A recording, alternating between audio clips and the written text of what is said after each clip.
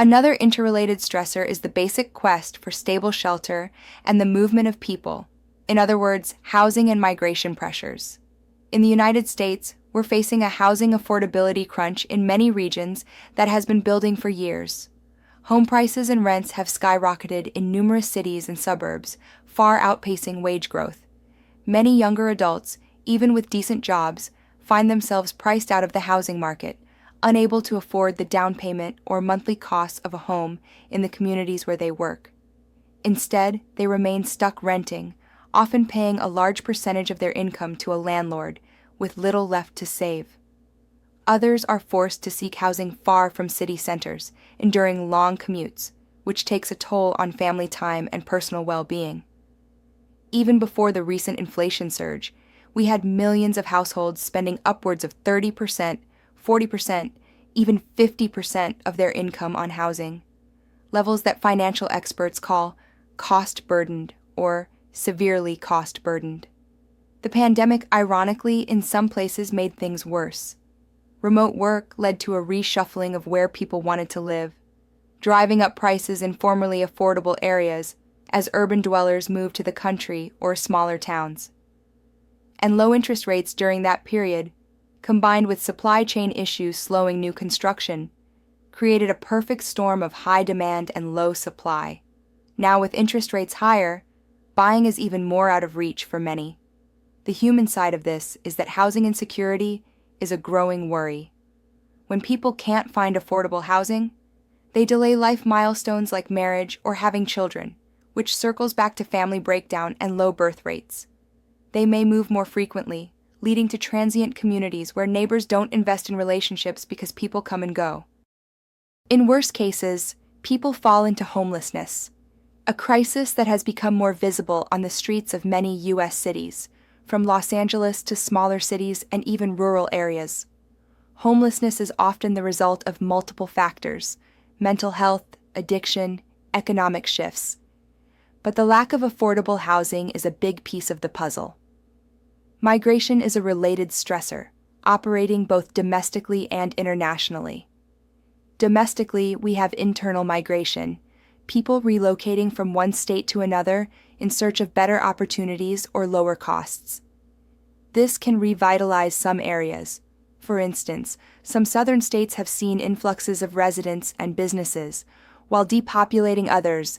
Rural counties across the Midwest have steadily lost people, leaving behind ghost towns or aging populations with few young people to carry on. Internationally, migration is a defining phenomenon of our time. Globally, more people are on the move than ever before in modern history, some by choice, many by desperation. Conflict, persecution, and violence have driven refugees in large numbers from places like Syria, Venezuela, Afghanistan, South Sudan, and Myanmar. Economic migration continues as people from economically depressed regions seek work in wealthier countries, whether that's South Asians moving to the Gulf states, or Central Americans trekking toward the U.S. border, or North Africans crossing the Mediterranean into Europe. Climate change is starting to emerge as another driver, as areas become less habitable due to extreme weather, droughts, or rising seas, pushing people elsewhere. This mass movement of people has become a source of political tension and humanitarian concern. Host communities sometimes feel overwhelmed or fearful that newcomers will change their way of life or compete for jobs. We've seen the rise of anti-immigrant sentiments and stricter immigration policies in various countries, even as businesses in those countries often quietly admit they need immigrant labor to fill gaps. For example, agriculture, construction, and elder care in the U.S. rely heavily on migrant workers. For the migrants themselves, the journey can be harrowing and the adaptation challenging. Families separated, professionals finding their credentials not recognized and thus working menial jobs, language barriers, exploitation by traffickers, the list goes on. Those who settle successfully often send back remittances that become lifelines for their families and economies back home, creating a global web of interdependence. In church circles, housing and migration issues manifest in vivid ways. A congregation might discover that many of its young adults are moving away because they simply can't afford to live in the area. Or conversely, that new people are arriving and renting in town. But those newcomers may not immediately integrate if the church doesn't reach out, especially if they're from a different cultural background. Some churches have stepped directly into the housing crisis by developing affordable housing on their property or supporting housing ministries, providing shelter for the homeless, or helping low-income families with home repair and ownership programs. This is a practical outworking of seeking the welfare of the city. As for migration, churches often find themselves on the front lines of welcoming or assisting immigrants and refugees. Many congregations have stories of sponsoring a refugee family or adapting a service to include a new language for an influx of immigrants, or simply dealing with the tensions of divergent political views on immigration within the pews. This is a delicate area where Christian ethics of loving the stranger collide with anxieties about security and identity.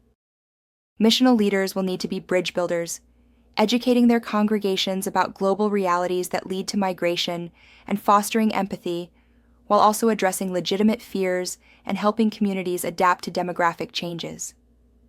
The fact is that the global church is coming to our doorstep. In some cases, immigrants are reinvigorating churches. Many declining urban congregations in Europe or America have found new life when African or Latin American immigrant believers join and bring their vitality. The mix can be challenging, but it's a preview of the multicultural future of the church. Credential and career disruption. Shifting paths to success. The next stressor in our survey is the disruption of traditional educational and career pathways, sometimes called credential disruption.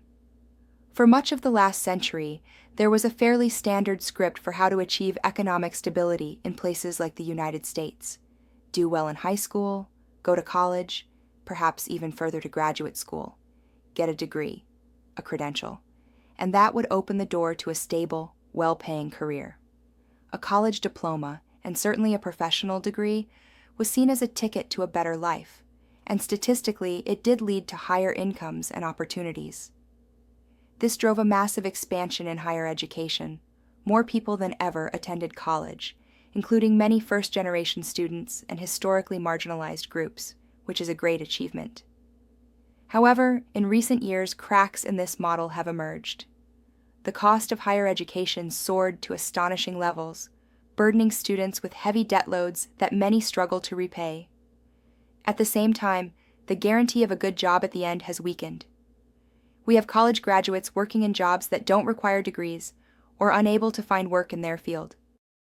Some of this is due to oversupply, too many BAs chasing too few professional jobs, and some due to skills mismatch. Employers say graduates lack certain skills, even as grads say jobs require experience they couldn't get because they were studying. Simultaneously, certain industries, particularly in tech, began to shift away from formal credentials. Companies like Google, for instance, have, in some cases, dropped the requirement for a college degree, focusing more on skills and portfolios.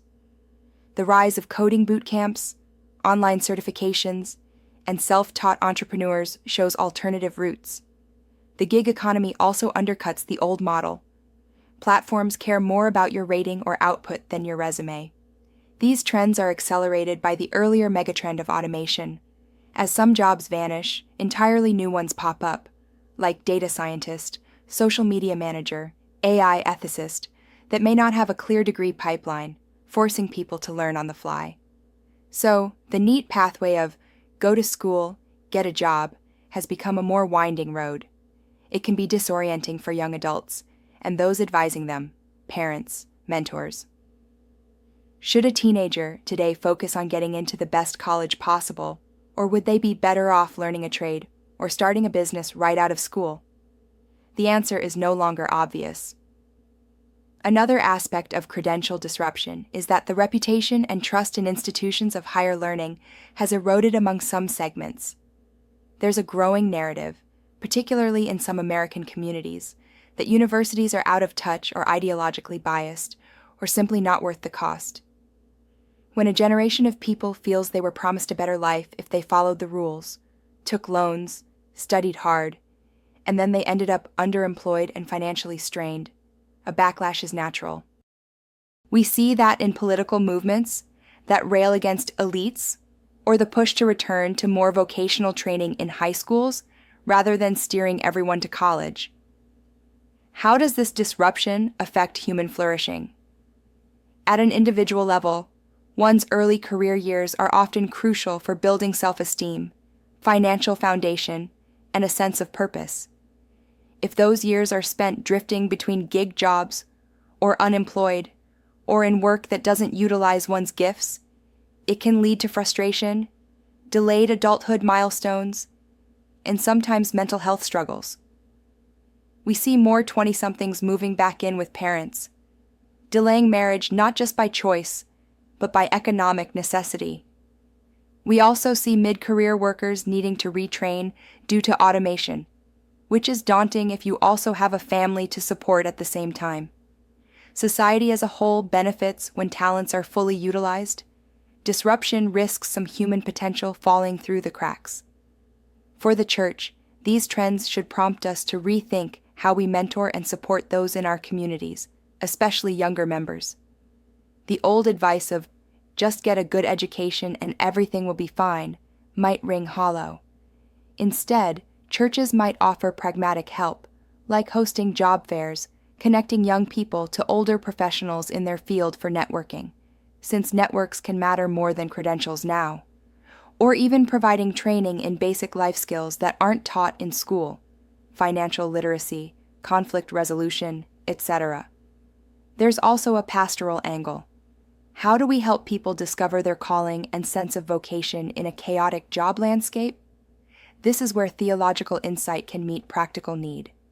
We can teach that one's worth isn't solely in a diploma or a job title, and that there are many valid ways to contribute to God's kingdom and the common good. Whether you're a plumber, a professor, or a programmer.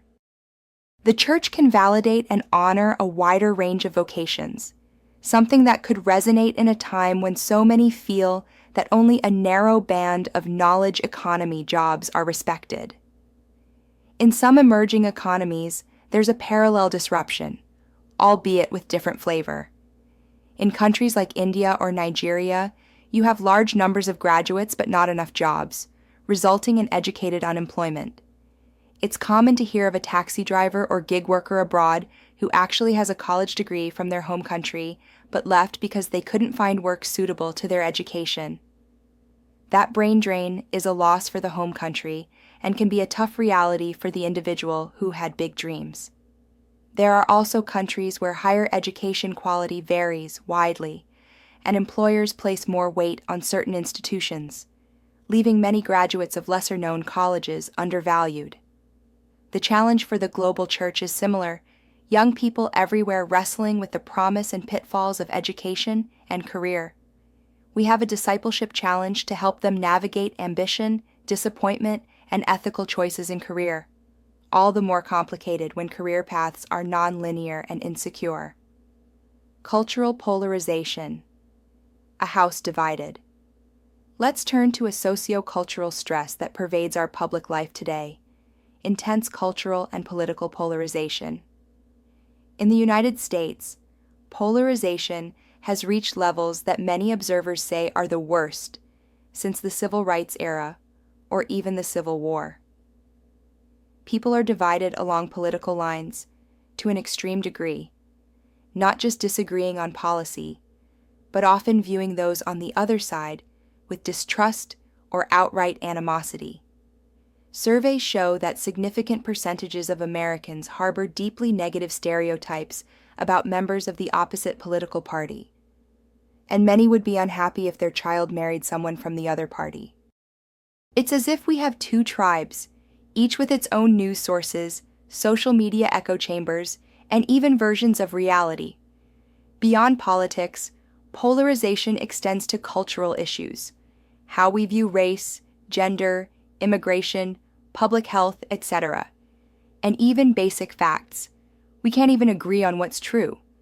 as seen in controversies around vaccines or election integrity or climate change, where consensus used to be grounded in shared reference points, but now is splintered.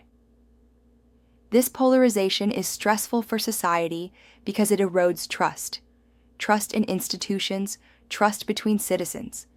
It leads to gridlock in governance as compromise becomes harder to achieve. It can even lead to violence, as we saw with incidents of politically motivated attacks or the disturbing uptick in hate crimes tied to racial or religious animosities. For individuals, living in a polarized climate can be exhausting. Families and friendships have been strained or broken over these divides.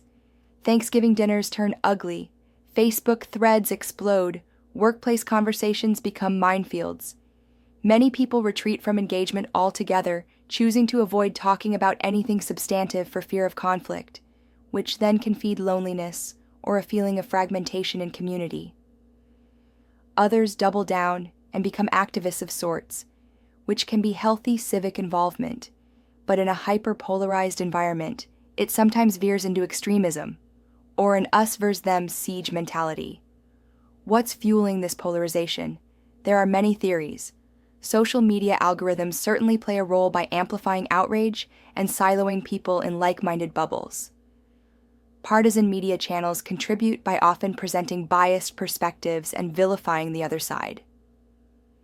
Demographic and cultural changes, like those we discussed, immigration, changes in family norms, etc., can make some people feel like their world is changing too fast, and they may latch onto an ideological identity as a refuge.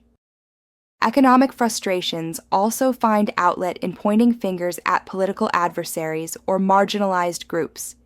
And quite frankly, there are actors, sometimes foreign governments, sometimes opportunistic politicians, who benefit from stoking division because it mobilizes a base of support or weakens their adversaries.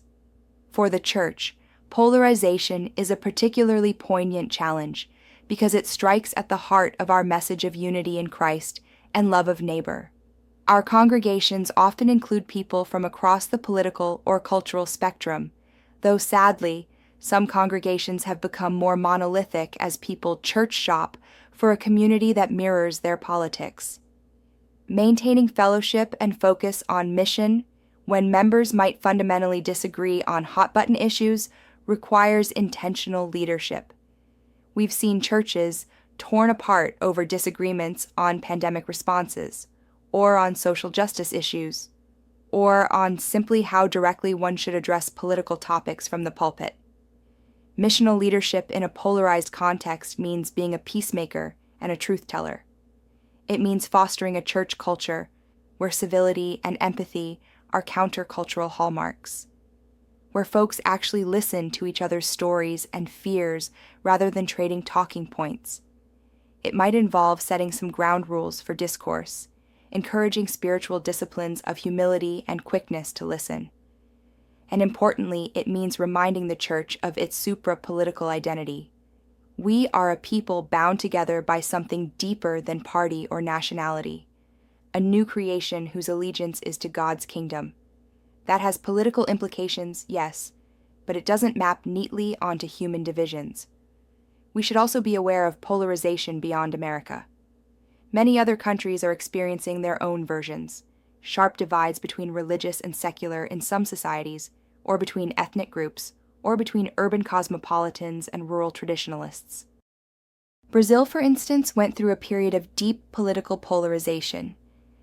India sees tensions between Hindu nationalist and minority groups. Europe faces polarization on issues like immigration and EU integration. In many places, the church might itself be polarized internally or might be seen as aligned with one side of a societal divide, for better or worse. In extreme cases, polarization can escalate to conflict or authoritarian backlash. The global church has sometimes been a reconciling force.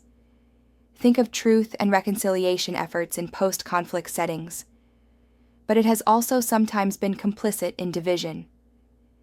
As leaders being trained at a doctoral level, we have the responsibility to guide our communities to be healers of breach, That is critical for human flourishing because a society at war with itself cannot collectively solve problems like education, public health, or economic development. Too much energy is wasted in zero-sum fights.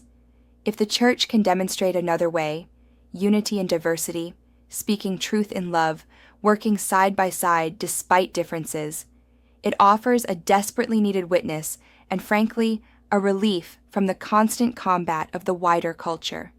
Declining labor force participation, work left undone.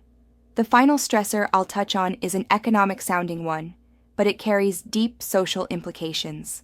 The declining labor force participation in certain segments of society.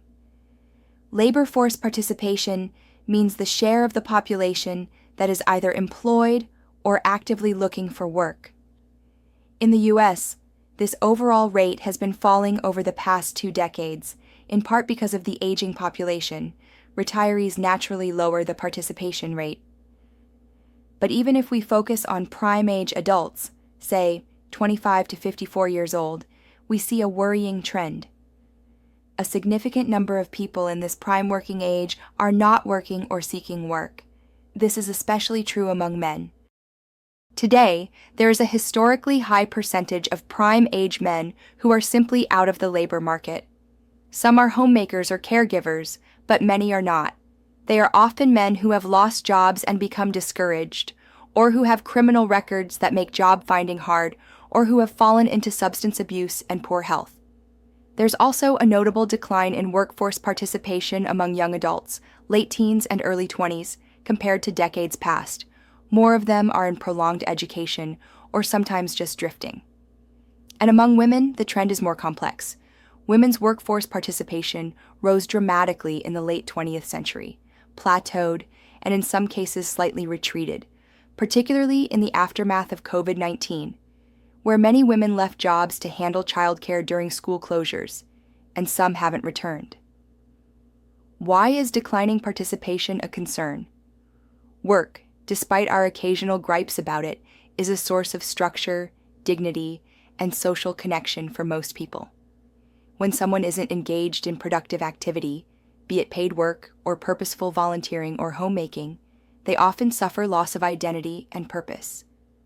Economically, it also means a smaller productive base to support the rest of society, fewer workers supporting dependents.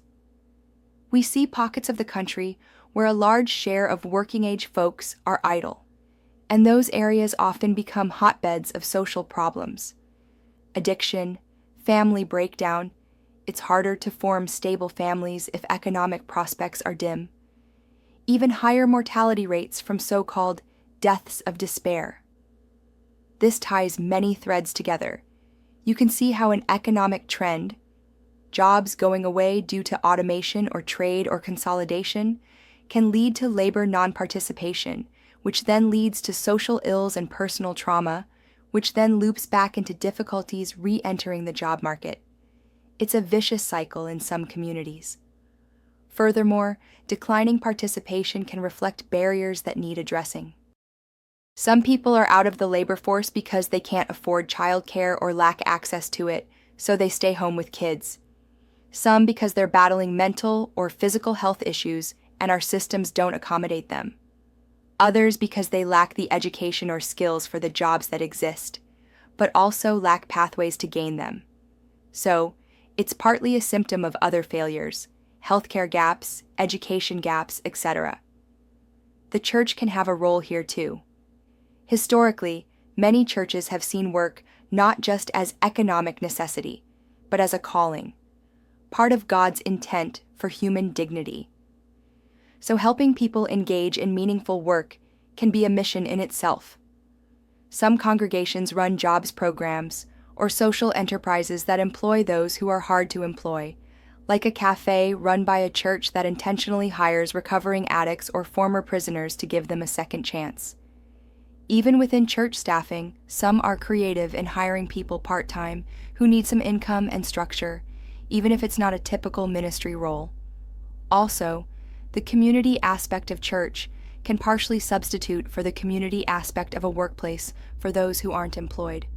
It can give them a sense of belonging and a network that might eventually help them find work. This trend is not isolated to the US, though the specifics vary. In some European countries, for instance, generous welfare systems combined with weak job markets have led to permanently high unemployment or non-participation among certain groups, especially youth. Think of countries where youth unemployment has been 20% plus for years. That's a generation growing up without the habit of work. In parts of the developing world, the issue is often underemployment, people working informally or part-time when they'd prefer full-time stable jobs. Each scenario has its own nuance, but across the board, when large numbers of people, especially young, are disengaged from the productive economy, societies experience greater instability and squandered human potential. We in ministry aren't labor economists, but we deal with the human stories behind these statistics. The Bible has plenty to say about idleness, not in a judgmental, lazy trope, but in the sense that humans are created for meaningful activity. The church might need to step in where the labor market and government programs have failed, to encourage, to provide training space, even to advocate for policies like job creation programs or fair hiring practices for those typically shut out. It's part of seeking the shalom, the peace and wholeness of our communities.